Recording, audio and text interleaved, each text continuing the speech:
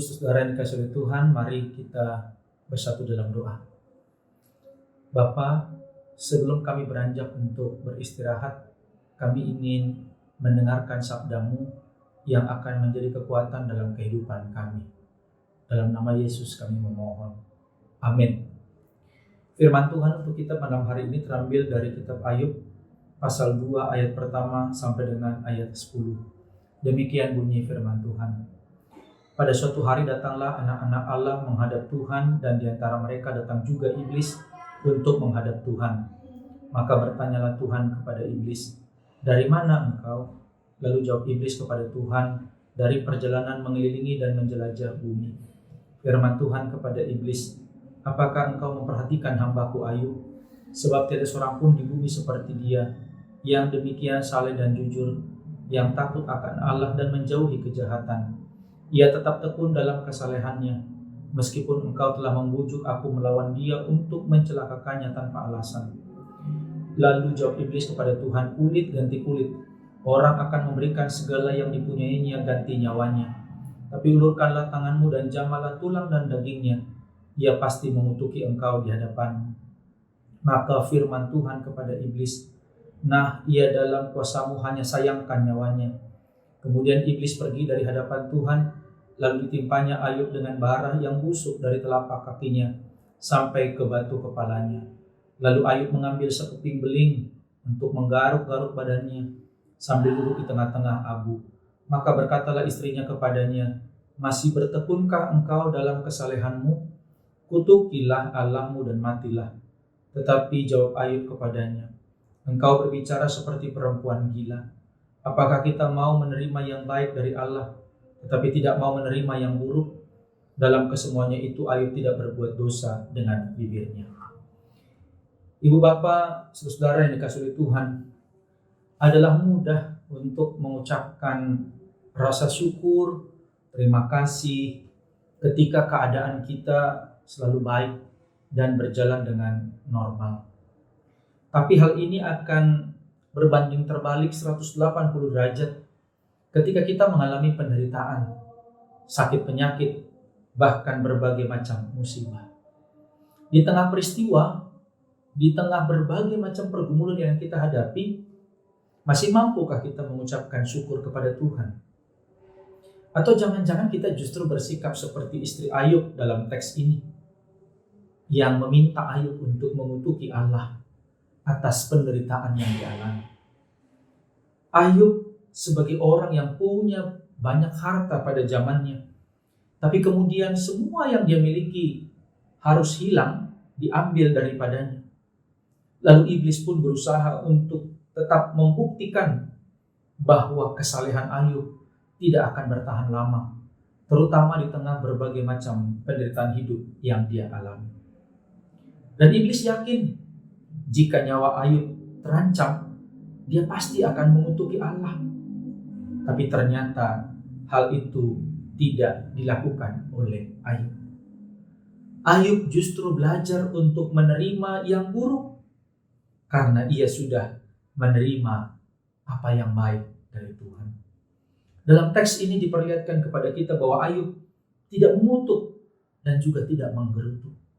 Ayub tidak sekalipun mempertanyakan Tuhan mengapa ia harus mengalami peristiwa itu. Tapi sebaliknya, Ayub justru tiba pada pemahaman bahwa apa yang dia miliki semuanya adalah milik Allah dan bukan miliknya. Maka wajar, Ayub menilai wajar jika Tuhan mengambil apa yang ada pada dirinya. Dari teks ini kita bisa belajar betapa pentingnya kita menyikapi setiap persoalan dengan senantiasa bergantung kepada Allah. Sebab di balik setiap peristiwa yang kita alami, pasti ada makna tersendiri yang Tuhan siapkan untuk kita semua. Ketika segala sesuatu diambil dari diri Ayub, dari tengah-tengah kehidupan Ayub, Ayub tidak pernah berpikir bahwa kesalehan dan kesetiaan yang ia sudah perlihatkan itu harus dibalas oleh Tuhan dengan kebaikan sebagai hadiah dan sekaligus sebagai hak Ayub. Ibu bapak saudaraku yang dikasihi oleh Tuhan, dari istri Ayub kita belajar bahwa ternyata tidak selamanya orang yang terdekat dengan kita dan kelihatannya selalu ada untuk kita dapat mengerti dan mendukung setiap derita dan pergumulan, termasuk di dalamnya perjuangan iman kita.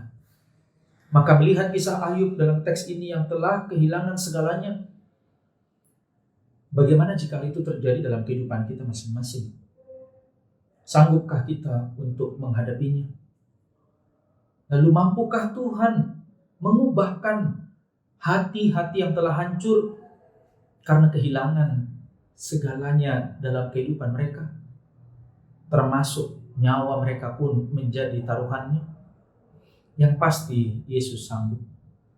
Karena kasih-Nya lah Yesus telah rela menderita, disiksa, dihina, dan semuanya itu dilakukan hanya untuk menyelamatkan umat manusia. Karena itu senantiasalah andalkan Tuhan. Kasih Tuhan tidak pernah goyah karena Ia selalu setia. Kalaupun saat ini kita sedang mengalami berbagai macam penderitaan yang berat, yakinlah bahwa iman kita kepada Yesus akan memberikan kekuatan untuk menghadapi setiap berbagai macam pergumulan hidup. Mungkin secara fisik kita menderita, mungkin secara fisik kita lemah, tapi nyawa kita senantiasa berada dalam perlindungan Tuhan. Karena itulah, lewat teks firman Tuhan malam hari ini, dua hal yang perlu kita renungkan bersama. Allah yang kita sembah adalah Allah yang sama. Allah yang memberikan kepada kita yang baik maupun yang buruk. Jadi, jangan hanya memikirkan penderitaan yang kita alami sekarang, tapi bersyukurlah atas apa yang sudah kita terima di masa lampau. Yang kedua, saat kita mengalami berbagai macam cobaan hidup, belajarlah dari Ayub. Ia tidak pernah menjadikan Tuhan sebagai musuhnya, tapi dia tetap bergantung kepada Tuhan. Mazmur 37 ayat yang kelima.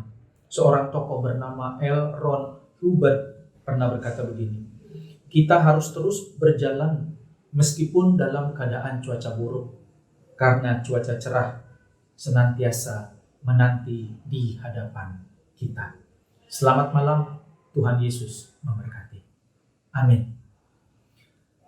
Kami bersyukur dan berterima kasih Tuhan untuk firman-Mu, untuk perenungan yang boleh kami dengar.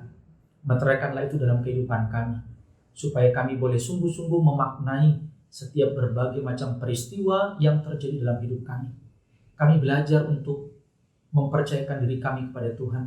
Kami tidak mengutuki Allah. Kami tidak justru mempertanyakan mengapa hal ini harus terjadi. Tapi kami akan belajar bahwa segala sesuatu yang terjadi dalam hidup kami tidak lepas dari penyertaan dan pemeliharaan Tuhan. Berkatilah kami dalam istirahat kami malam hari ini. Berkenanlah Tuhan untuk menjagai, melindungi, menjauhkan kami semua dari segala mara bahaya.